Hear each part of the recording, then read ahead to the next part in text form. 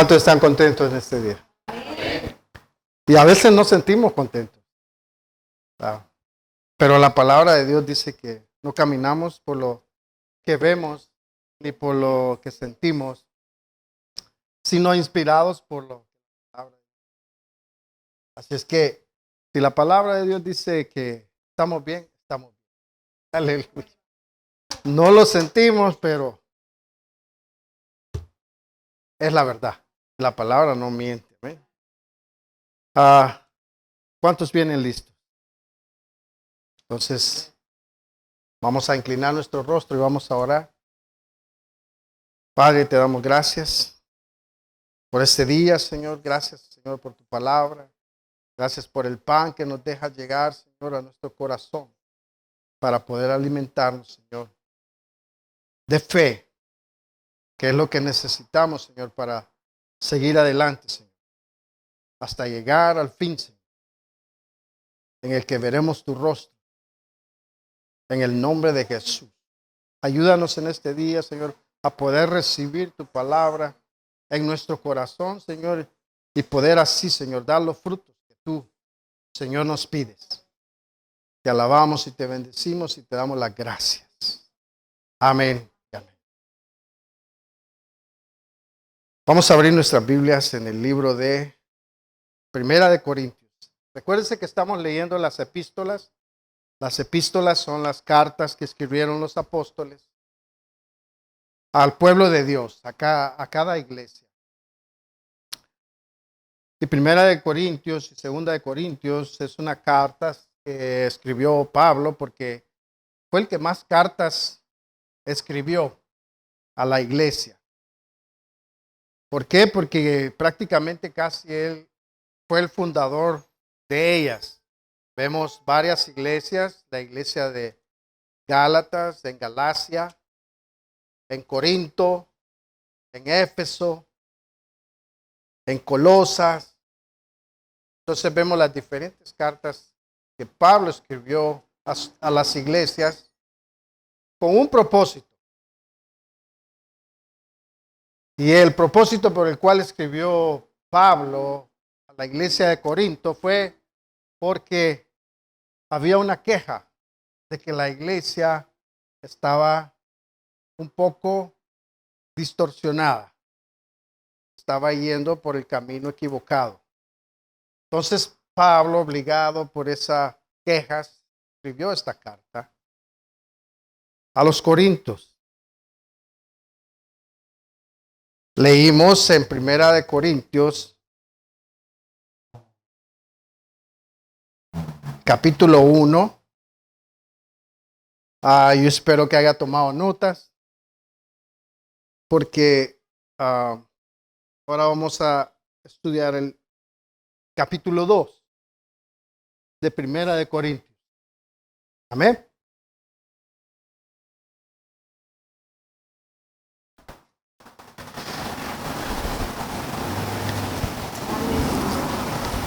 ¿Cuántos oraron en esta mañana?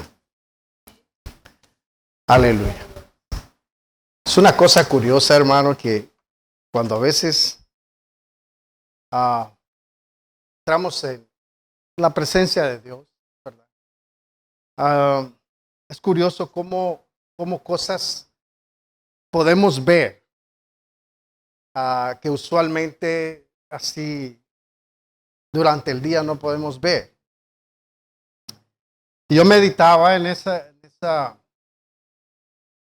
esa situación de que cuántas personas habrán en el mundo que están orando y que están pidiendo a Dios algo. ¿Cuántos millones de personas habrán en el mundo? ¿Cuántas peticiones tiene usted delante de Dios? Muchas, ¿verdad?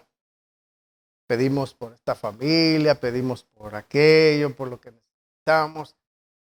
Cada uno de nosotros quizás tiene unas 10 peticiones delante de Dios, ¿verdad?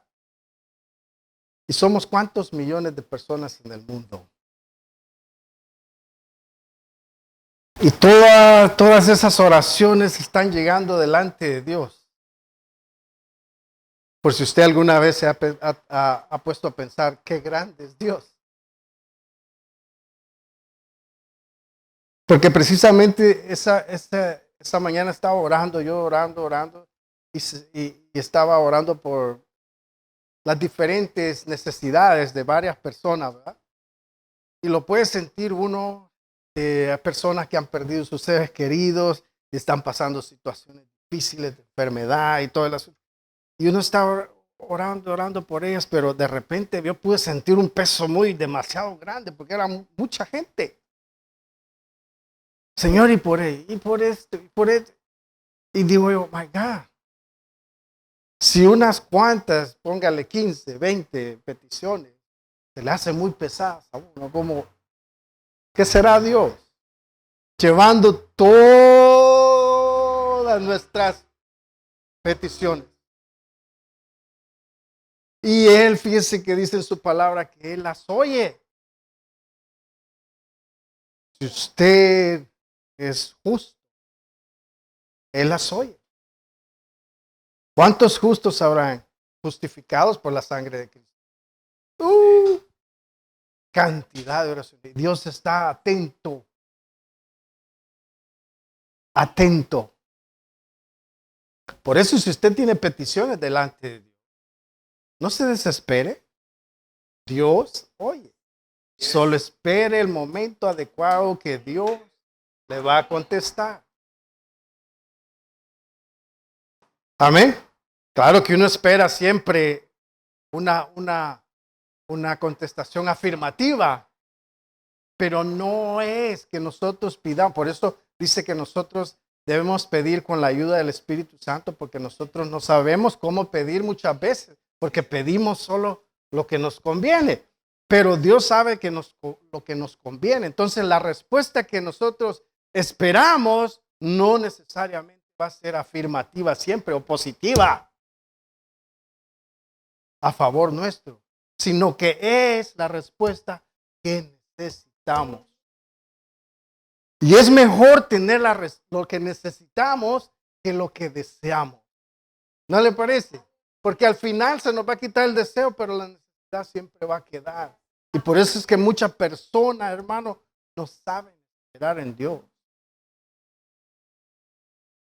Es mejor pasar un momento de tribulación, pero al final vamos a recibir lo que necesitamos. Y así es nuestro Dios. Él toma cuidado de cada uno de nosotros, hermano. Usted no está a la izquierda de Dios, digamos, o atrás de Dios. No. Él está pendiente de nuestra vida, hermano. No es un Dios, hermano, olvidadizo. Delante de Él están nuestras peticiones. Así es que no pierda esperanza, hermano. Dios está con nosotros. Dios está por nosotros y a favor nuestro. Él sabe lo que nos conviene. Él sabe cuándo nos lo va a dar. Amén. Aleluya. Gloria a Dios. Bueno, estábamos en 1 Corintios, capítulo 2. Vamos a comenzar.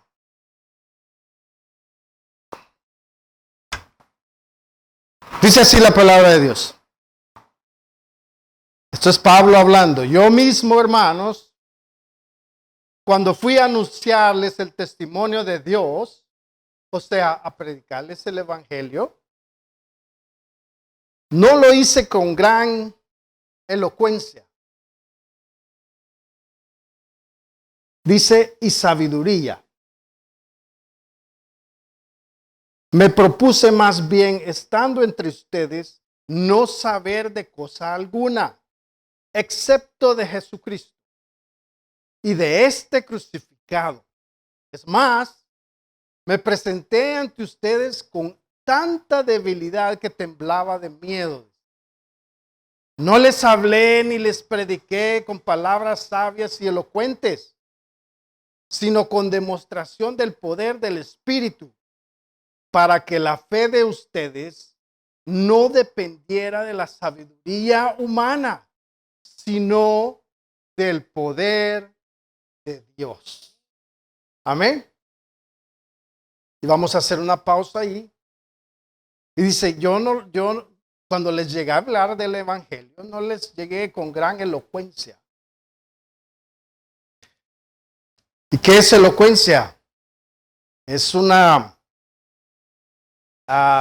habilidad de poder hablar y convencer a la gente. ¿Cuántos han conocido gentes que son elocuentes?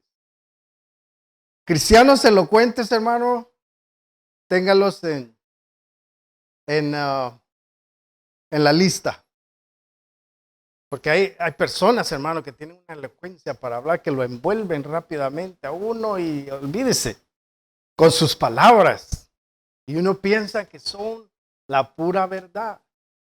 Dice Pablo, yo no necesité de toda esa elocuencia ni sabiduría humana para hablarles del evangelio.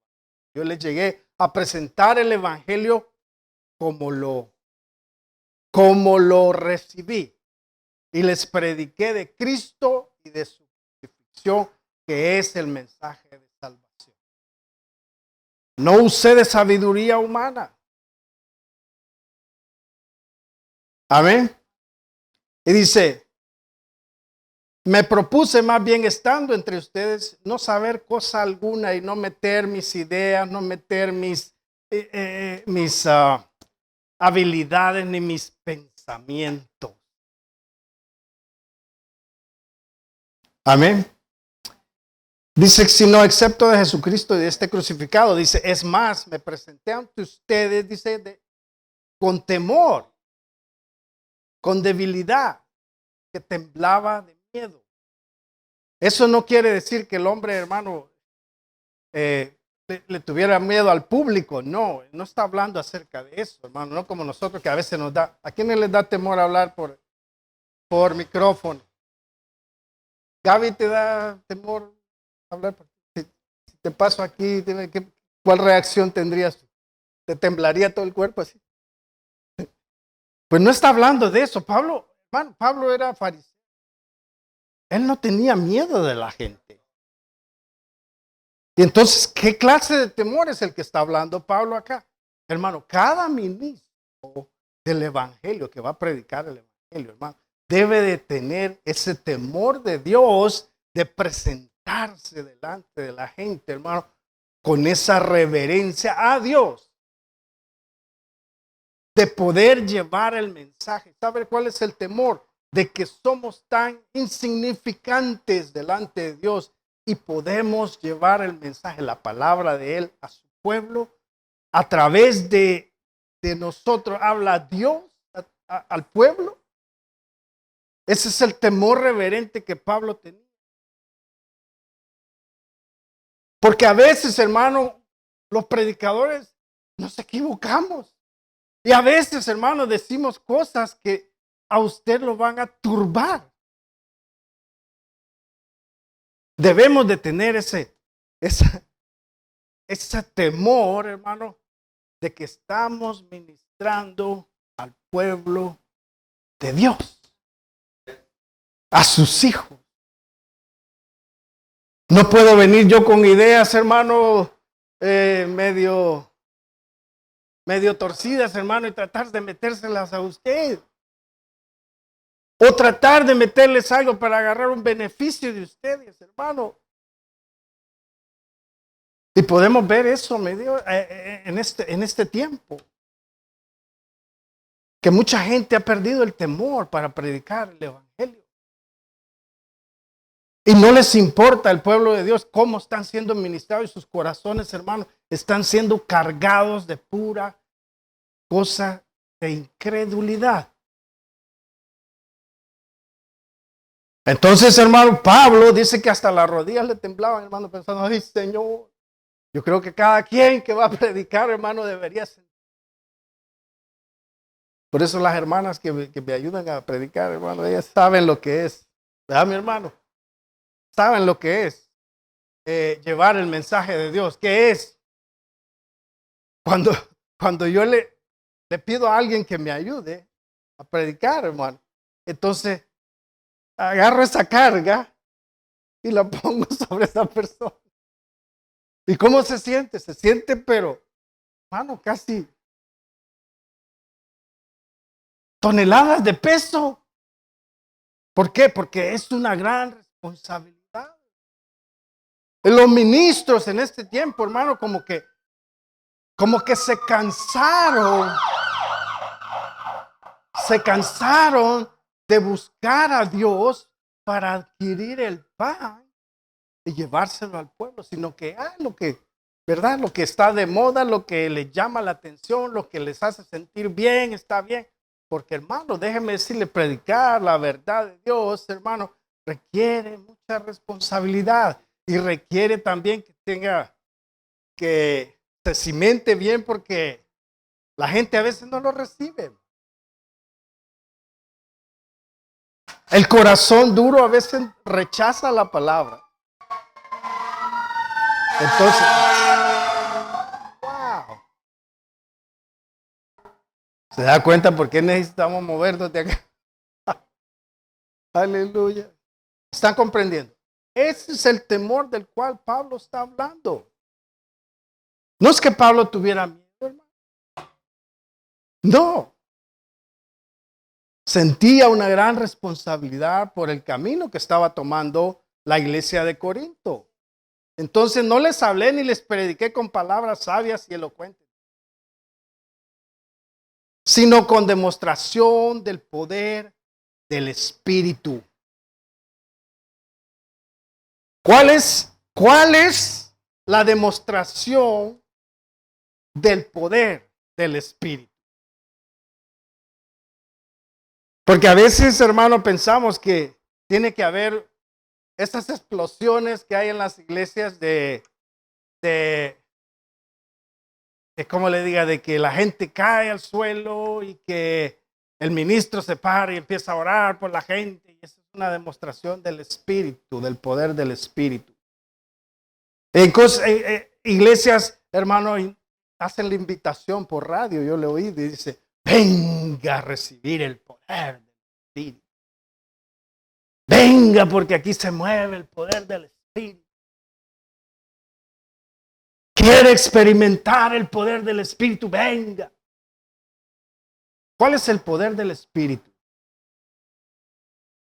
El poder del Espíritu es el que hace dentro de cada persona, cambio que hace en cada persona.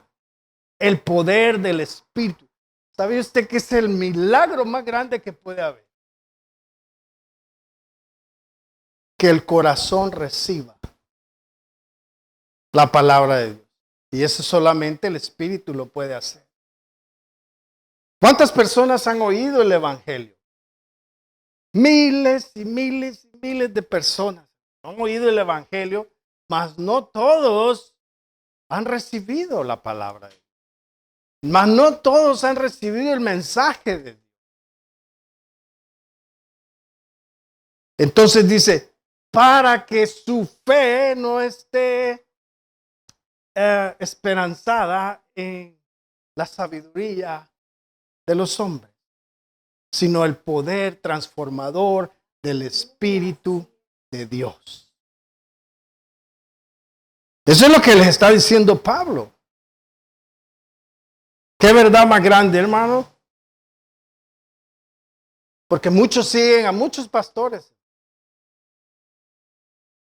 Muchos siguen doctrinas de pastores. Doctrinas de los hombres. Mas Dios dice, no pongan su fe en la sabiduría humana. Porque hay hombres, hermano, que usted se deleita, hermano. De veras, se deleita usted oyéndolo. Porque hablan tan bien, hermano, y se mueven en el púlpito y hacen ademanes y todo el asunto para hablar y convencer. Hay un poder de convencimiento en ellos, porque usan mucha sabiduría. Pero esa sabiduría es humana. Y Dios dice, no pongan su fe en eso, sino en el poder transformador del Espíritu Santo. Amén.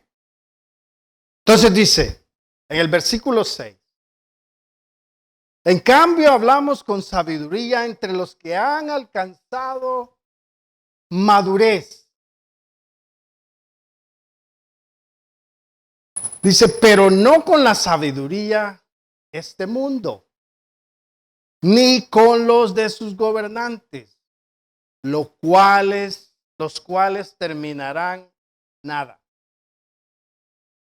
Más bien, dice, exponemos el misterio de la sabiduría de Dios, una sabiduría que ha estado escondida y que Dios había destinado para nuestra gloria desde la eternidad.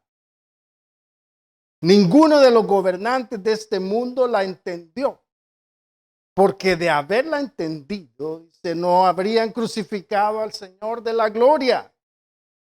Sin embargo, como está escrito, ningún ojo ha visto, ningún oído ha escuchado, ninguna mente humana ha concebido lo que Dios ha preparado para quienes lo aman. Amén. Hablamos, dice Pablo, sabiduría entre los que han alcanzado madurez. Esta madurez, hermano, no quiere decir que usted sepa mucho de la Biblia. Porque la sabiduría de Dios, hermano, no es cuánto usted más sepa de la Biblia. O si usted se la sabe de memoria. Sino cuánto usted aplica de la palabra en su vida. Eso es sabiduría de Dios. Y entonces, cuando Pablo dice, esto lo hablamos, la sabiduría de Dios la hablamos con aquellos que han alcanzado la madurez. ¿Cuántos maduros hay acá? ¿Quiénes son los maduros? Aquellos que no solamente escuchan, sino que la aplican a su vida. Eso los considera Dios hombres sabios, hombres maduros. Hombres y mujeres maduras. Entonces, la sabiduría la sabiduría que habla Pablo no consta de que usted haya leído tantos libros, ni tenga un gran conocimiento, sino de lo que usted aplica en su vida. Amén. Esos son los que han alcanzado madurez. Y Pablo lo admite, pero no con la sabiduría de este mundo, ni con la de sus gobernantes. ¿Por qué menciona a los gobernantes acá? Porque los gobernantes fueron los que empezaron a perseguir a Pablo. Y le dice, los cuales terminarán en nada, ellos perecerán. Amén. Juntamente con su sabiduría. Aleluya. Más bien, dice, exponemos el misterio de la sabiduría de Dios, una sabiduría que ha estado escondida y que Dios había destinado para nuestra gloria desde la eternidad. Una sabiduría que estaba oculta. Esto no es para que usted piense, hermano, que Dios le va a revelar a usted cosas de que, como nos decía este hermano, que Dios nos iba a revelar cosas como para hacer negocio. Nos iba a dar unas grandes ideas para hacer dinero. ¿Me entiende? Esa sabiduría oculta de la que está hablando Pablo, hermano, es la sabiduría que estaba escondida desde la creación de Adán y Eva hasta el punto de Jesucristo. Esa sabiduría, hermano, estaba oculta porque, hermano, nadie entendía el plan de Dios. Nadie entendía el plan de Dios. Y Dios constantemente a través de sus profetas dio el plan de redención del pueblo de Israel.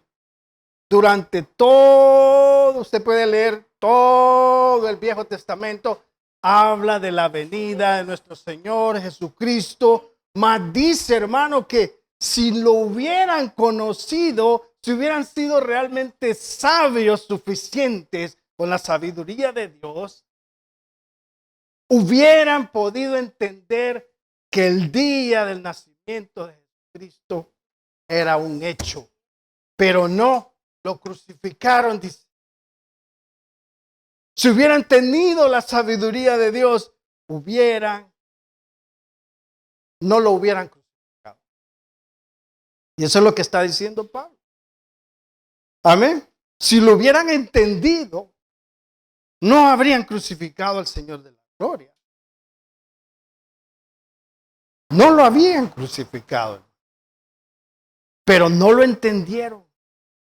Fíjese, dice la escritura en el libro de Lucas, hermano, que cuando fue presentado el Señor Jesús, hermano, nadie lo esperaba.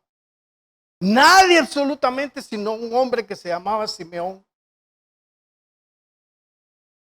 Él dice que el Señor le habló, un hombre,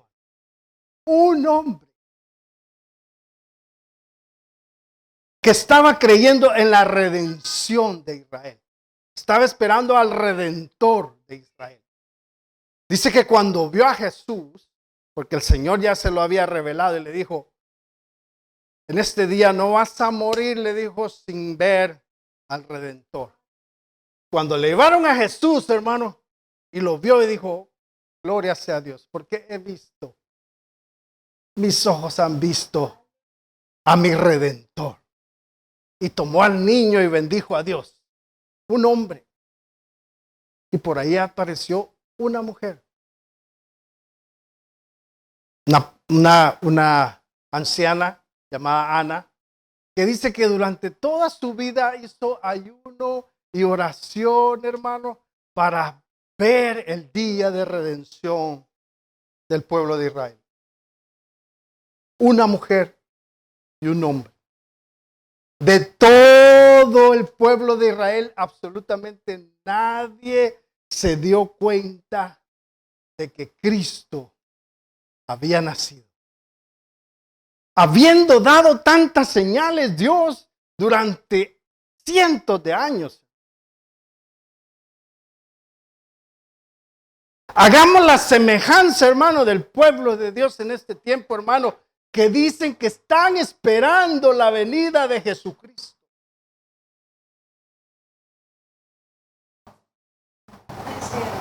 Y las señales, hermano, están apareciendo a diestra y a siniestra. Y el pueblo de Dios dice que los... Como en ese tiempo decían, no, dice la escritura que va a venir el Redentor. Y el Redentor ya había nacido. Es más, lo estaban crucificando y no lo reconocían. Es más, hizo milagros delante del pueblo de Dios y no lo recibieron ni creyeron en él. Y cumplió exactamente cada profecía que los profetas dijeron en las escrituras. Y estaba escrito, hermano. Y lo leían cada vez que se reunían en las sinagogas, leían la ley y leían las profecías y a los profetas. Y aún así no lo conocían.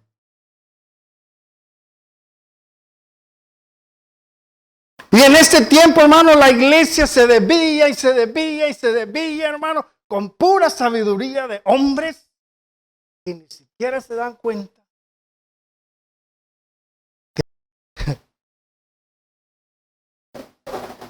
Y dicen que están esperando, ¿no?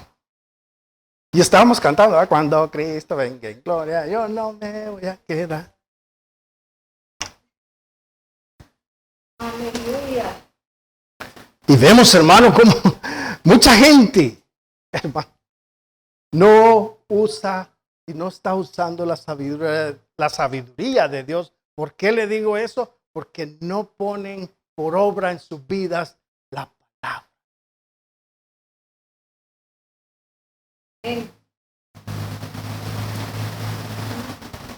¿Cómo Dios va a hablar a su pueblo si el pueblo no ha alcanzado la madurez que debería de tener para poder entender el plan de Dios? ¿Cuántos quieren la sabiduría de Dios?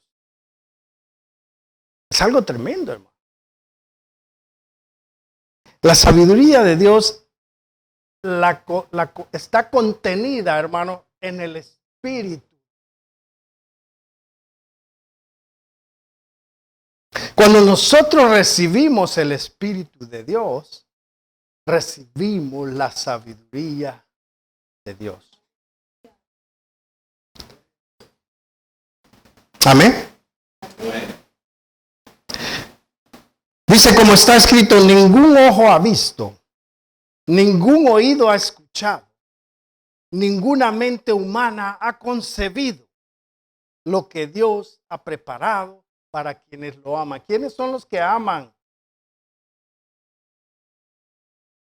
¿Quiénes son los que aman a Dios? ¿Quiénes son los que aman a Dios? Los que guardan sus mandamientos. Jesús lo dijo. ¿Quiénes son los que me aman? Los que guardan mis mandamientos. Y fíjese, algo tremendo, hermano.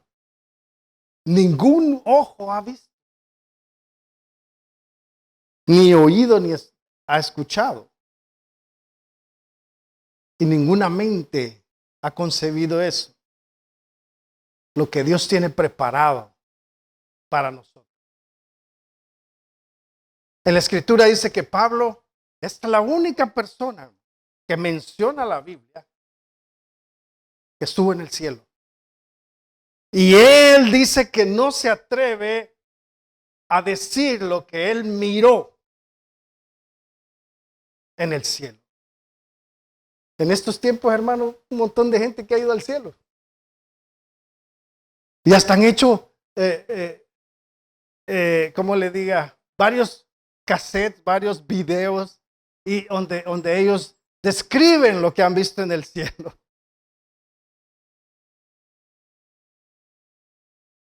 Y que han hablado con Pablo y que han hablado con... Yo no sé, hermano. Yo no sé si eso será hasta cierto punto verdad. Porque nadie menciona la Biblia que ha ido. Ni Pablo se atrevió a mencionarlo, hermano. Entonces, hermano, lo que Dios tiene preparado para nosotros, ¿qué es? La vida eterna. La vida eterna.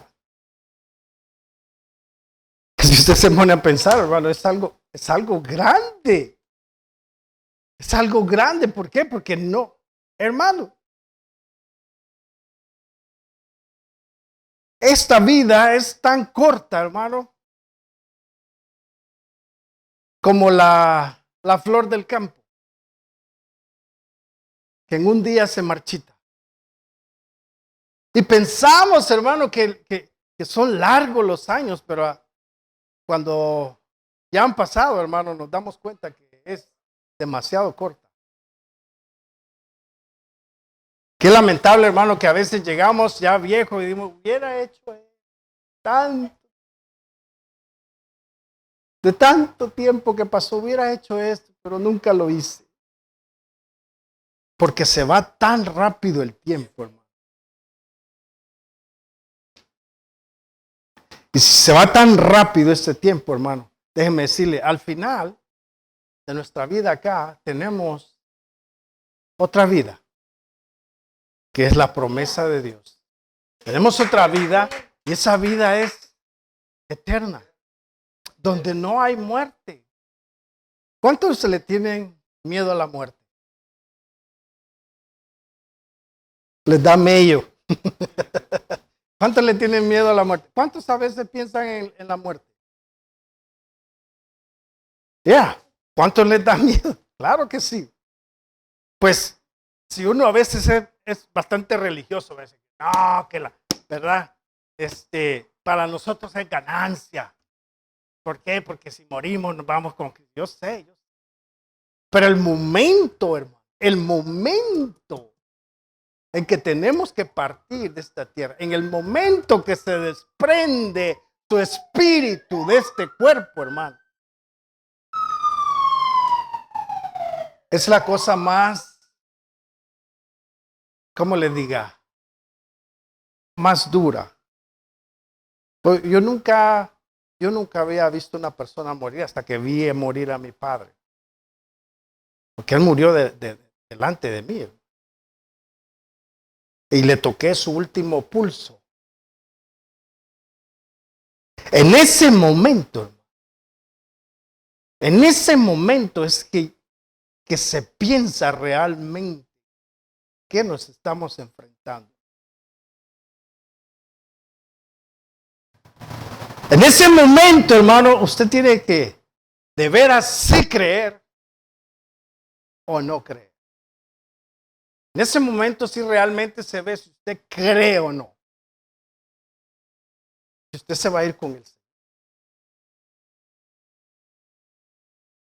¿Se da cuenta? La vida eterna, hermano, es algo tan grande, hermano, que los hombres no lo pueden entender ni asimilar en su mente, porque no lo creen. Mucha gente dice, no, esta vida es todo y ya hay que vivirla al 100, al 100, al 100. A millón, como decía este hermano, a millón, hermano. Vivirla al 100, ¿por qué? Porque se termina y ya. Ahí se acabó todo. No. Si nosotros hemos creído en que Cristo nos ha redimido y nos ha dado vida eterna, hermano, para que todo aquel que cree en Él tenga vida eterna. Hermano, si nosotros hemos creído, hermano, de seguro hay una vida después de la muerte. Yo quiero estar ahí. Y esa es nuestra meta. Por eso es que nos santificamos. Por eso es que nos esforzamos. Por eso es que tratamos de decirle a aquel que no conoce de Cristo que sí hay una esperanza en Él. Que no vamos a morir en la tumba y ahí vamos a quedar. No. Hay una vida, hay una esperanza que nos espera después de la muerte.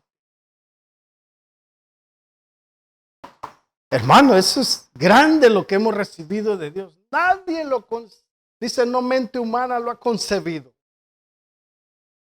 Lo que Dios ha preparado para aquellos que guardan sus mandamientos. Amén. ¿Quiénes dicen amén? Gloria a Dios. Ya no estamos agarrando calor.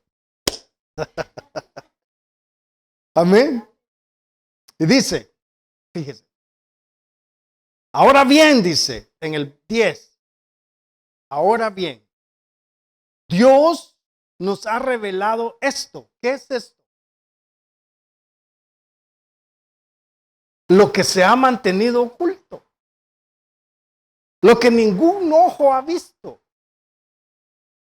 Ni ningún oído ha escuchado. Eso es lo que nos ha revelado Dios. ¿Por medio de qué dice? De su espíritu. Un hombre no tiene el espíritu de Dios, hermano, no puede entender la gran redención que hay en Cristo. No puede entender la crucifixión de Cristo. No puede entender la muerte y resurrección del Señor. ¿No lo creen? ¿Por qué? Porque no le ha sido revelado por el Espíritu. El Espíritu es el único que puede revelar al hombre la identidad de Cristo. Amén. Fíjese, qué tremendo eso. Él nos ha revelado por medio de su Espíritu. Pues el Espíritu dice con E mayúscula, ¿verdad? El Espíritu de Dios lo examina todo. El Espíritu de Dios lo examina todo. ¿Usted cree que el Espíritu de Dios no lo mide a usted? Lo tiene bien medido, hermano. Porque lo examina todo hasta las profundidades de Dios. O sea, toda la sabiduría de Dios la tiene el Espíritu. Como hay una de, ay Señor, dame tu sabiduría, dame tu sabiduría. Si Dios nos diera toda esa sabiduría, hermano, sería como llenar un vaso con toda el agua del océano. No cabría, ¿no? Se revienta. No podemos entender la sabiduría de Dios. Pero el Espíritu nos revela lo que nosotros debemos saber. Amén. Y dice, pues el Espíritu lo examina todo hasta las profundidades de Dios. En efecto, dice, ¿quién conoce los pensamientos del ser humano? Y nos pone un ejemplo, ¿no? El ser humano, sino su propio espíritu que está en él. ¿Quién conoce sus propios pensamientos, hermano? Solo usted mismo, ¿verdad? Porque nadie puede leer sus pensamientos. Solo Dios. Amén. Aleluya. Solo Dios puede leer sus pensamientos. Entonces, nos pone el ejemplo. ¿Quién puede leer sus pensamientos? Su propio espíritu. ¿O no? Amén. Dice, asimismo, nadie conoce los pensamientos de Dios sino el Espíritu de Dios. Y dice, y nosotros no hemos recibido el Espíritu del mundo, sino el Espíritu que procede de Dios. Para que entendamos lo que por su gracia Él nos ha concedido. Dice, y vuelve a recalcar, hermano, que es el Espíritu Santo, hermano, el que nos hace entender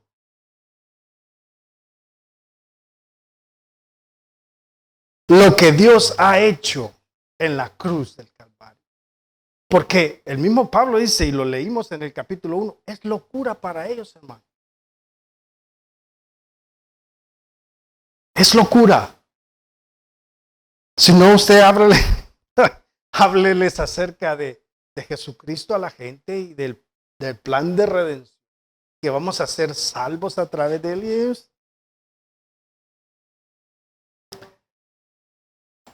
Yo digo que mi esposa ministra a una persona por teléfono siempre, ¿verdad? Y siempre habla llorando que tiene una necesidad. Bueno, le dice, vamos a orar por eso. Y oramos y a la siguiente vez nos vuelve a hablar. Fíjate que ¿verdad? Ya me siento mejor y que, ¿verdad? Me tomé el jugo de piña y que ese me hizo, no, fue la oración. Mi esposa le recalca, es la oración. Mira, Dios, no es el jugo de piña, es el jugo de piña. Son los ejercicios que he hecho. Por eso me siento bien. No, es que, y no entienden. No logran entender la sabiduría de Dios.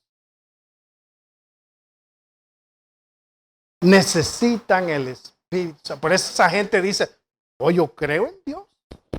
Yo creo en Dios.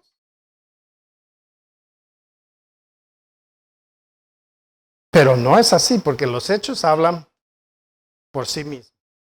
Amén. Vamos entendiendo. Claro que sí.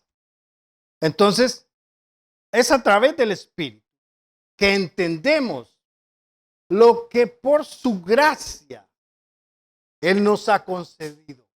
Porque dice que somos salvos por gracia. ¿Qué quiere decir eso? Que no podemos hacer absolutamente nada para llegar a obtener nuestra salvación. Ni porque seamos guapos, mi hermano Rodrigo, no cuenta. Que seamos fuertes, tampoco. Porque seamos sabios, tampoco. Nada cuenta. Porque no teníamos el precio que costaba nuestra redención. Solamente el Señor, amén. Pero imagínate, Dios nos ha concedido el Espíritu Santo. ¿Para qué? Para dirigirnos a toda verdad y a toda justicia, a toda la verdad. Él nos va indicando, hermano, qué es la verdad. ¿Cuántos pueden discernir entre la verdad y la mentira? Entre el bien y el mal. ¿Quiénes pueden? ¿Quiénes pueden discernir quién los está engañando y quién no? No hablemos de cosas, como le diga, normales, sino hablemos de la Biblia. ¿Quiénes pueden discernir cuándo es que alguien le está hablando mentira y cuándo está hablando verdad? Porque por eso necesitamos el Espíritu Santo. Si alguien, hermano, hay tanto cristiano, hermano, que un día creen una cosa y otro día creen otra. Porque oyeron acá una cosa, entonces ya la creen. Y porque oyeron otra cosa aquí, entonces ya ahora dejan esto y creen esto. No es así. Esos son cristianos inmaduros. No saben discernir entre el bien y el mal. Amén. Dice, entonces dice en el 13, esto es precisamente de lo que hablamos. No con las palabras que enseña la sabiduría humana, sino con las que enseña el Espíritu. Con las que enseña el Espíritu. ¿Cómo es que enseña el Espíritu? Dígame. ¿Cómo es que enseña el Espíritu? El Espíritu es la palabra. Porque el Señor dijo, mi palabra es Espíritu y es vida. Entonces, ¿cómo es que el Espíritu nos enseña? A través de su palabra. Entonces, usted cuando ora, que dice, Espíritu, muéstrame el camino. No, aquí está. Porque mucha gente hace muy como le digamos, místico todo el asunto, ¿no? Claro, nosotros tenemos raíces de creencias, hermano, como le diga, donde se practica la brujería y se practica todas esas creencias y supersticiones. Somos más supersticiosos que los latinos y los judíos, hermano. Somos, pero supersticiosos. De esos que no pasan debajo de la escalera, que ven el gato negro, que, verdad, no lo planches así, dóblalo así, porque te puede pasar. Cosas así, ¿me entiende? Que no tienen nada que ver. Ni relación con la sabiduría de Dios. Pero el Espíritu nos enseña a través de su palabra, hermano, a que conozcamos la verdad. Es la verdad de Dios escrita, hermano. Es esa verdad que cuando la oímos nos hizo nacer de nuevo.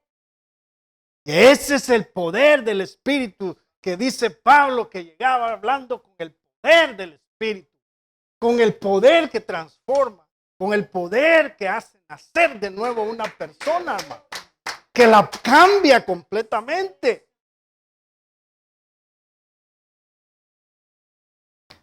Es tremendo, ¿verdad? El Espíritu de Dios. Por eso, hermano, nos conviene hacer amistad con el Espíritu. No vaya a ser usted como los testigos de Jehová que solo lo tienen por una fuerza. O que el Espíritu de Dios es pues de menor grado que el Padre, que el Jesús. No. Los tres son diferentes personas. Y los tres son uno.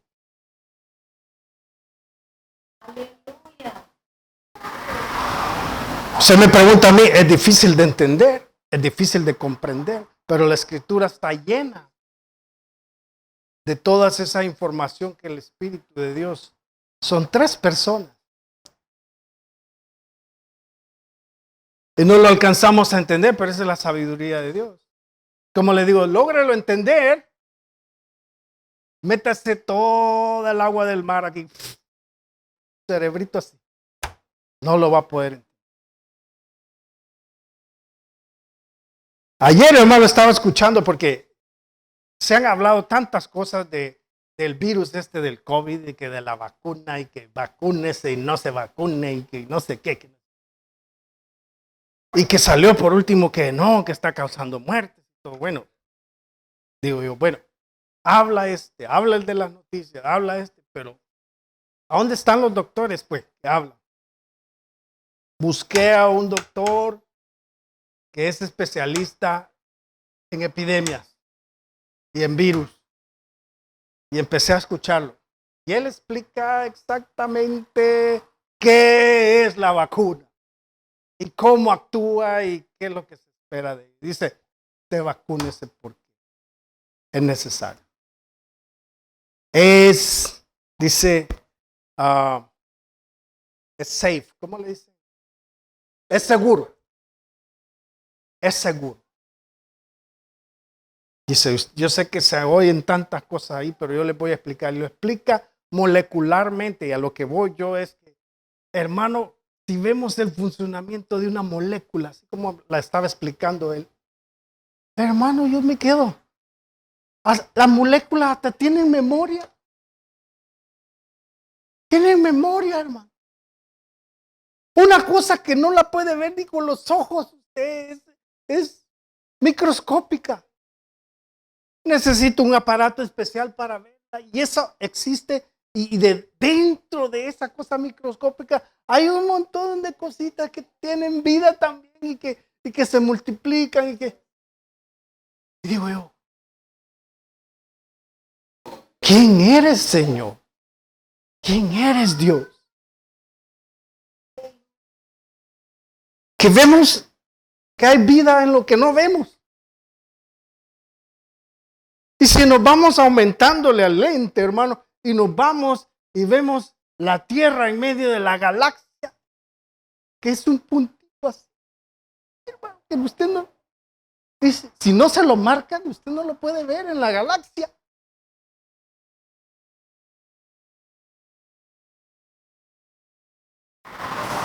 Y ese puntito, hermano, tiene muchos puntitos alrededor y tiene su estrella, el sol y todo. Y de esos hay millones en esa galaxia. Y afuera de esa galaxia hay millones de galaxias. Y le digo a Dios, ¿quién eres? Para que hayas puesto tus ojos en nosotros.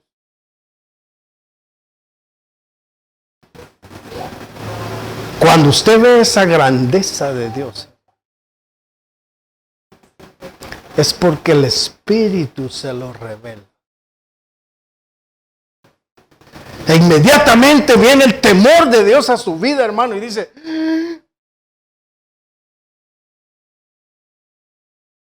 si con un puro suspiro de Dios nos puede aniquilar.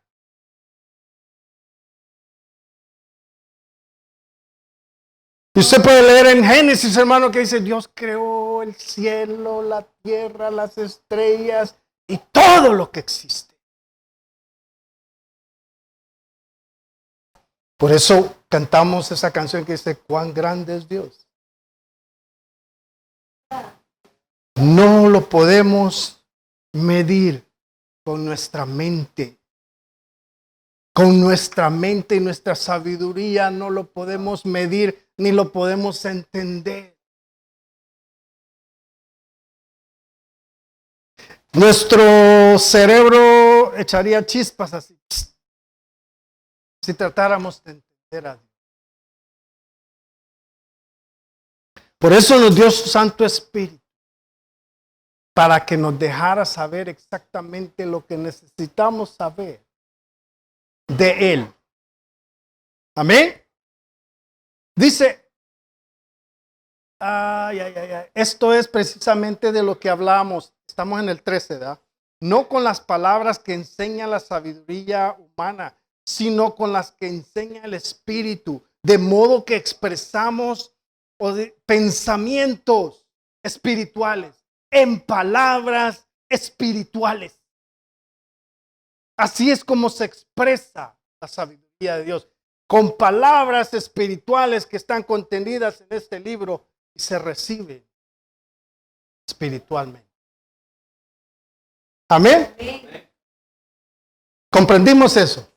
De modo dice que expresamos verdades espirituales en términos espirituales. Y dice, el que no tiene el Espíritu no acepta. Fíjese, el que no tiene el Espíritu de Dios no acepta lo que procede del Espíritu. Pues para él, dice, es locura. No puede entenderlo porque hay que discernirlo espiritualmente. Porque hay que discernirlo espiritualmente. Dice, en cambio, el que es espiritual lo juzga todo. Aunque él mismo no está sujeto al juicio de nadie. Esto no quiere decir que usted es cristiano, hermano, no puede ser juzgado. Usted es cristiano, o si usted es pastor, o si usted es ungido, no puede ser juzgado. Como muchos usan este versículo para decir, usted no puede criticarme a mí porque yo soy el pastor, yo soy el líder de acá, yo soy el ungido de Dios. No, no está hablando de eso, hermano. Dice que en cambio el espiritual, ¿quién es el espiritual? Es el que ha alcanzado madurez. ¿Quién es el espiritual? El que tiene el Espíritu de Dios. Amén. Lo juzga todo, o sea, lo entiende todo. Todo lo referente a Dios, lo entiende todo. Aunque él mismo dice, no está sujeto a que nadie lo juzgue. Porque si alguien entiende todo lo de Dios, alguien comprende lo que está bien y lo que está mal, puede discernir entre lo bueno y lo malo, hermano, ¿quién le va a poder corregir? Si ha entendido la verdad, nadie. Pues es eso de lo que está hablando acá. Amén. No, porque hay unos que dicen, no hable. No, aunque ande haciendo lo que ande haciendo, hermano. Dice, no, que lo juzgue el Señor, nosotros no está hablando de eso. Está hablando de que si yo he entendido la verdad, nadie me puede mover de ahí. Amén. Por eso en el 16, y creo que vamos a terminar ahí, dice, ¿quién ha conocido? Porque ¿quién ha conocido la mente del Señor para que pueda instruirlo? Nosotros, por nuestra parte, dice, tenemos la mente de Cristo. Dice, tenemos los pensamientos de Dios. No nos equivocamos y a veces decimos, para decirle a alguien que está haciendo las cosas mal, ¿verdad? Le decimos, tenga la mente de Cristo. Como para decirle, no sea tonto. Tenga la mente. No está diciendo eso. Apliquémoslo de la manera que. Amén. Tenemos el pensar de Cristo. ¿Qué es el pensar de Cristo? ¿Cómo Cristo piensa? Él piensa en su reino. Él piensa en contribuir para su reino. Si tenemos la mente de Cristo, buscamos al perdido. Tenemos comunión con Dios. Buscamos hacer siempre el bien. Ser dadivosos. Perdonamos. Eso es tener los pensamientos de Cristo. Eso es tener la mente de Cristo. Amén. Entonces terminamos ahí. Oh my God. ¿Terminamos 1 hora, mi hermano? Sí. Ok. Entonces, ¿creen ustedes que deberíamos de seguir estudiando el libro de los Corintios? Vamos entendiendo un poco más para afirmarnos más en el Señor y conocer más bien su palabra. Porque yo estoy aprendiendo mucho. Yo no sé si usted, pero, ¿verdad? Así es que, pero no olvide esto. No importa cuánto usted sepa de la Biblia, si usted no lo aplica a su vida, no le cuenta delante de Dios, porque usted es un hombre insensato delante de Dios. Porque la palabra de Dios lo dice. Yo consideraré el hombre aquel que oyó mi palabra, ¿verdad? Y la hizo como el hombre que construye sobre la roca. Pero el que construyó sobre arena es un hombre insensato, que escuchó y no lo aplicó, y grande fue su ruina. Entonces, no es lo que usted sepa de la Biblia. Es lo que aplica, lo que le vale delante de Dios. Porque los fariseos, hermano, tenían toda la ley en su mente y en todo el asunto, pero no la practicaban. ¿Por qué? Porque eran injustos. Hacían injusticia con el pueblo de Dios. Amén. Vamos a terminar. Vamos a darle gracias a Dios. Yo sé que ha sido un día pesado, yo lo he sentido pesado, pero tenemos la victoria. Amén. Tenemos la victoria. Gloria sea al Señor. Padre, te damos gracias. En nombre de Jesús, por tu palabra, Señor, yo te pido, Señor, en este momento, Señor, si mis hermanos tienen alguna necesidad, Señor, tú las suplas conforme a tu gloria, Señor. En el nombre de Jesús. Tú sanas toda enfermedad, Señor. Toda dolencia la cura, Señor. En nombre de Jesús. Todo problema, Señor. Mi Dios, que mis hermanos encuentren la sabiduría en ti, Señor, para poder solucionar cualquier situación. En el nombre de Cristo Jesús. Que tu favor, Señor, tu misericordia siempre estén con ellos. En nombre de Jesús. En el nombre de Cristo Jesús. Ayúdanos cada día, Señor, a ser mejores para ti.